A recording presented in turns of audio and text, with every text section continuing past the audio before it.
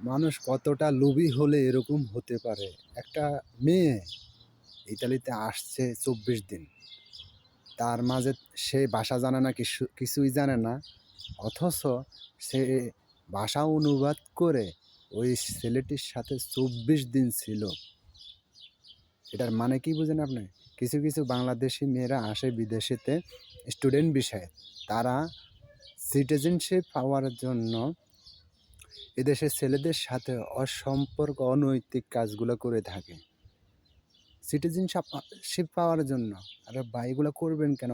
আর কি জানি বলে আপনার, যখন ইউরোপে একটা মেয়ে আসে তখন তার পাখা গজায় যায়।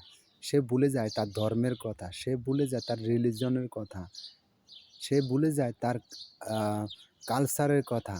আরে আমরা তো একটা মানুষ, আর আমরা তো একটা ধর্মের মানুষ নাকি? আমরা আমাদের ধর্মের পৃথিবীতে সবাই সেলুট করে। আর আমরা এসে ইহুদি খ্রিস্টানদের ধর্মে আনন্দ নিই। কেন বোন? এরকম করবা কেন?